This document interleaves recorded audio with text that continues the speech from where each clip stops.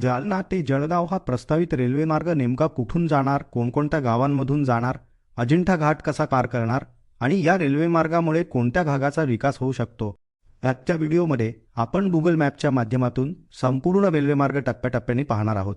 त्यामुळे हा व्हिडिओ शेवटपर्यंत नक्की पहा.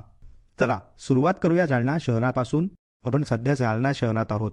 प्रस्तावित रेल्वे मार्गाची सुरुवात याच ठिकाणाहून होत असून सुरुवातीला हा मार्ग जालना MIDCच्या बाजूने पुढे सरकतो. भविष्यात या परिसरातील उद्योगांना रेल्वे कनेक्टिव्हिटी मिळाल्यास मालवाहतुकीला मोठी चालना मिळू शकते. रेल्वे मार्ग धावळवाडीच्या दिशेने जातो. आता स्क्रीनवर तुम्हाला पिवळ्या रंगाची लाईन दिसत असेल, तो म्हणजे नागपूर मुंबई समृद्धी महामार्ग. विशेष म्हणजे खडगाव परिसरात हा प्रस्तावित रेल्वे मार्ग समृद्धी महामार्गाच्या खालून जाणार असल्याचे अलाइनमेंटमध्ये दिसते. त्यानंतर हा मार्ग माडे, वडगाव आणि तपोवन या गावांच्या परिसरातून पुढे जातो. याच भागात प्रसिद्ध राजूर गणपती मंदिर आहे. रेल्वे मार्ग राजूर शहराच्या बाहेरील भागातून पुढे जात असल्याचे आपण मॅपमध्ये स्पष्ट पाहू शकतो. या प्रकल्पाचे आणखी एक वैशिष्ट्य म्हणजे संपूर्ण मार्गावर एकसारखी रुंदी नाही.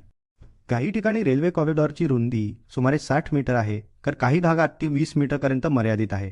त्यामुळे भूभाग आणि तांत्रिक गरजेनुसार अलाइनमेंटमध्ये बदल करण्यात आलेले दिसतात. आपण भोकरदन तालुक्यात प्रवेश करतो. येथे रेल्वे मार्ग शहराच्या मध्यभागातून न जाता बाहेरील भागातून पुढे जात असल्याचे दिसते.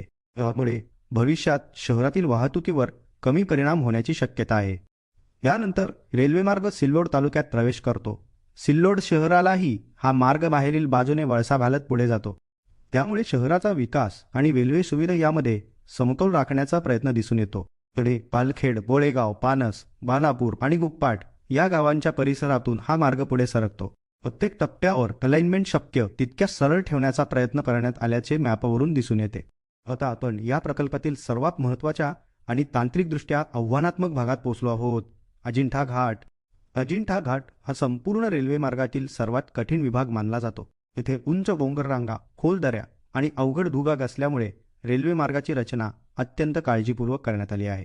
मॅपमध्ये पाहिल्यास हा रेल्वे मार्ग डोंगराळ भागातून कशा प्रकारे मार्गक्रमण करतो हे स्पष्टपणे दिसून येते. भविष्यात या भागात बोगदे, उड्डाणपूल किंवा खोल कटिंगची आवश्यकता भासू शकते. अंतिम DPR मध्ये याबाबत अधिक माहिती समोर येईल. अजिंठा घाट पार केल्यानंतर हा मार्ग फरदापूर शहराच्या जवळून पुढे जातो. त्यानंतर पळसखेडा आणि पहूर शहराच्या बाहेरील भागातून रेल्वे मार्ग पुढे सरकतो. यानंतर तांददी गावाजवळून पुढे जात हा मार्ग सोनसगाव, कुंभारी, कुसुंबा खुर्द आणि मण्यारखेडे परिसरातून पुढे जातो. आणि शेवटी हा प्रस्तावित रेल्वे मार्ग जळगाव शहरातील शिवाजीनगर परिसरात येऊन विद्यमान रेल्वे नेटवर्कला जोडला जातो. हा व्हिडिओ आवडला असेल तर लाईक करा, शेअर करा आणि अशाच महत्त्वाच्या अपडेटसाठी वाटचालला सबस्क्राईब करायला विसरू नका.